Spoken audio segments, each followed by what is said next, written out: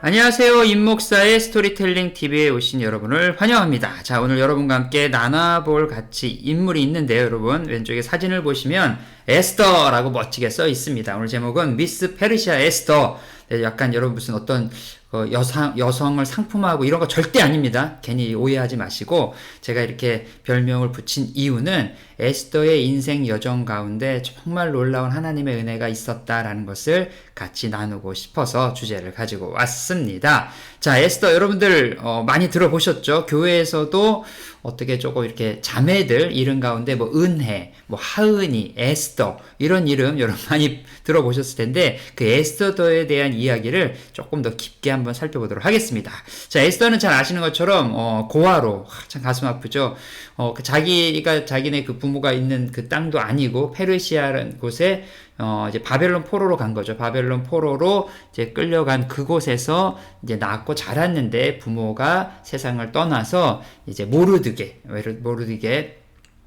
손에 자라서 나중에는 페르시아 대제국의 크메르 크세스, 뭐 여러분 아하수에로 들어보셨죠? 300 나는 스파르탄 뭐 나오는 그 영화의 그 주인공입니다. 복장이 조금 민망하긴 하지만 그 사람의 이제 와스디라는 그 전의 왕후가 폐위가 되면서 그 자리를 메이크업하는 그러한 역할을 하게 된 거죠. 그냥 단지 어떤 한 여자의 인생의 그 뭐 역전 드라마 이 정도가 아니라는 거예요. 에스더가 가지고 있는 많은 또 비밀들을 같이 한번 나눠보도록 하겠습니다. 먼저 에스더의 출생의 비밀, 배경의 비밀이 좀 있겠죠. 히브리 이름은 아다사라는 거예요. 아다사는 이제 모량나무라 그래서 이렇게 아름다운 향을 풍기는 나무다라는 뜻을 가지고 있는 아다사라는 히브리 이름을 가지고 있습니다. 그런데 우리가 잘 아는 에스더는 이제 바벨론의 신인데, 이 바벨론 신 중에서 이슈타르라는 신이 있어요. 이게 뭐냐, 별이에요.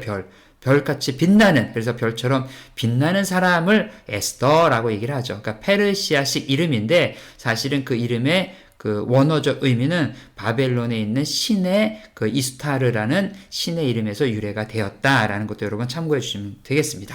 대략 뭐 주전, 기원전 5세기경에 있었던 인물로 추정이 되고요. 출신 배경은 아까 말씀드린 것처럼 유다 지파였어요. 유다 지파. 이제 시간이 12지파가 있었는데, 이스라엘에 시간이 지나고 하면서 다른 지파들은 다 사라지거나 영향력이 사라지고 이제 유일하게 유다 지파가 메인으로 이제 떠오르게 되죠. 그래서 이제 그때부터 이제 유대인, 뭐 유다인 이런 표현들이 이제 쓰여지게 되는 거죠. 그리고 바벨론 포로 이후에 페르시아의 그 수도 수산성에 거주했던 그 유대인 공동체의 출신으로 알려져 있습니다. 부모가 일찍 사망해서 말씀드린 것처럼 사촌인 모르드게에게서 양육을 받게 됩니다. 이 모르드게가 너무너무 중요합니다. 모르드게의 어떤 삶과 인생을 바라보면 이것도 할 말이 많은데, 제가 나중에 또 2편에서 좀 이거는 또 한번 좀 나누도록 하겠습니다. 어쨌든 오늘은 에스더를 중심으로 좀 보도록 할게요. 당시 역사적인 좀 상황들이 있어요. 뭐냐면 페르시아 제국인데, 이걸 성경에서는 바사 제국이라고 합니다. 바사. 아하수에로 왕이 이제 통치 기간이었던 기원전 486년에서 465년 정도 되는 시간이었어요.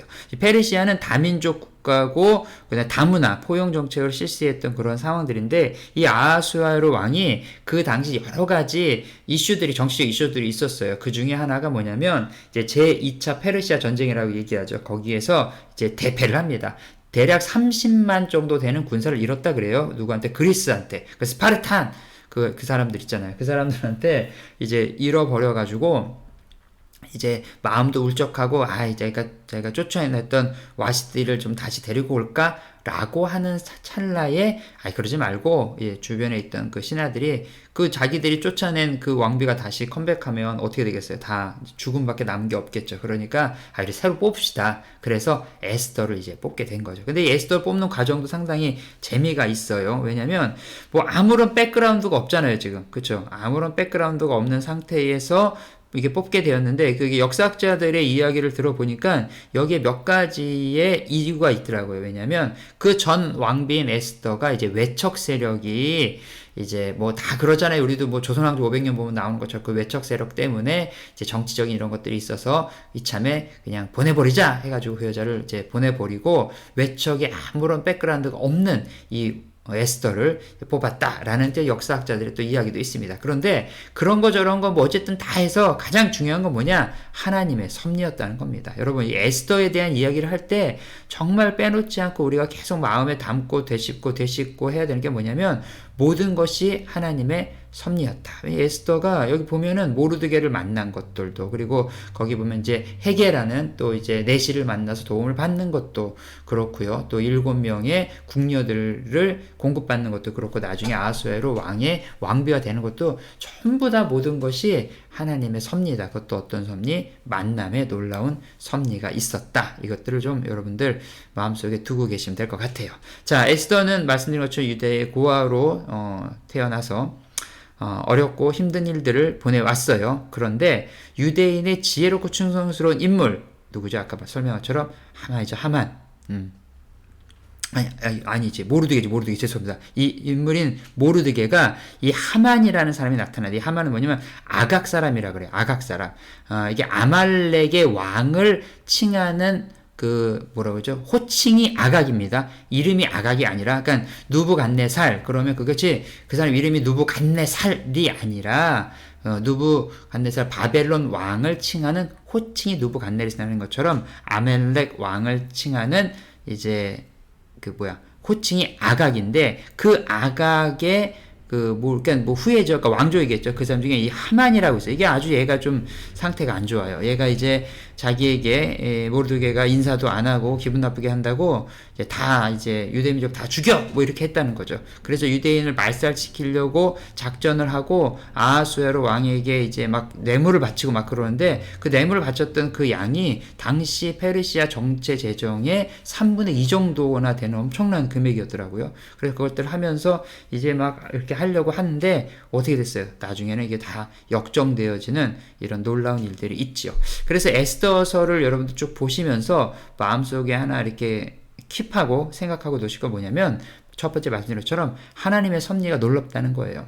하나님의 이름이 등장하지도 않아요. 너무 웃기죠, 에스더서에는. 또 하나, 에스더서에는 구약에서 많이 나오는 성전, 약속, 율법, 뭐 이런 것들, 말씀, 이런 단어는 하나도 나오지 않아요. 그럼에도 불구하고 하나님께서는 에스더를 통해서 놀라운 일들을, 또 모르드게를 통해서 놀라운 일들을 만들어 가신다라고 해서 보이지 않는 하나님의 손길이 어떤지를 보여주는 것이 바로 에스더서의 핵심입니다. 그러니까 에스더의 삶에 나타난다는 거죠.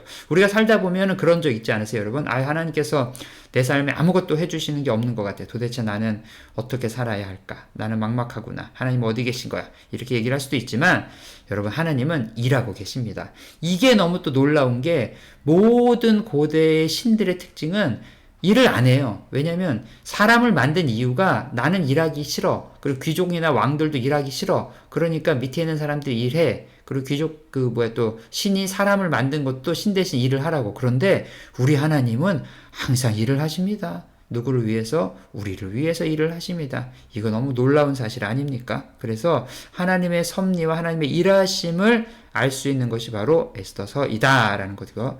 자, 에스더서에서 나오는 이제 많은 여러 가지 멋진 말들이 있지만, 어쨌든 간에 이 말씀 여기 들어보시죠. 죽으면 죽으리라. 이 신앙과 결단의 상징이죠. 에스더서 4장 16절인데, 용기와 또 그 용기를 가져다 주는 근본인 공구번이죠. 신앙에 대한 이야기를 할 때도 에스더서의 핵심 메시지로 볼 수가 있습니다. 또 하나, 개인의 지위가 공동체를 위한 도구가 될 수 있음을 보여준다는 거죠. 에스더가 나중에 이제 뒤에 가면 이제 모르드게 그런 얘기를 하죠. 네가 에스더야, 네가 이렇게 왕후가 된 것은 이때를 위함이 아니더냐. 멋있지 않습니까?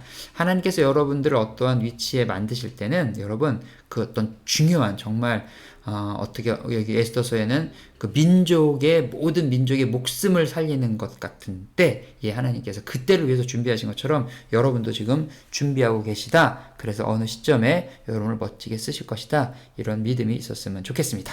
역전의 드라마, 하만의 모든 음모가 다 밝혀지고 유대인들이 구원을 받는 불임절이라고 하죠. 불임절. 이 불임은 이제 페르시아 말로는 이게 제비 뽑다라는 뜻이에요. 그러니까 제비를 뽑아서 때는 사실은 모르드게를 죽이려고 했던 그 높은 장대에 하만이 죽어서 달리는 그런 놀라운 역전의 드라마가 바로 에스더와 에스더서의 핵심 메시지입니다.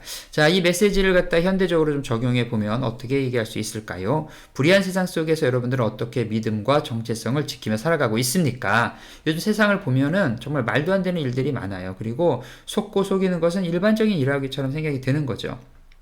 그러나 여러분, 예수 믿는 사람, 하나님의 사람의 가장 큰 특징은 세상 속에 살지만 믿음과 정체성을 지키는 거예요. 물고기가 물속에서 살지만 그 물고기를 잡아서 먹을 때 여러분 소금 뿌려 먹는 거 아세요? 왜냐하면 물속에 바닷물에 있다고 물고기가 짠 건 아니라는 거죠. 우리도 세상 가운데 있지만 세상에 물들지 않는 그런 믿음을 지키자가 에스더서에서 주는 적용입니다. 또 하나는 하나님의 침묵 속에서도 하나님을 신뢰하고 계시다. 예, 하나님 움직이십니다. 일하시는 하나님을 믿기를 여러분 원합니다. 또한 마지막으로 개인의 위치와 영향력을 공동체를 위해서 어떻게 사용할 것인가, 이런 것들 여러분들 머릿속에 또 마음속에 한 번쯤 두시면 좋겠습니다.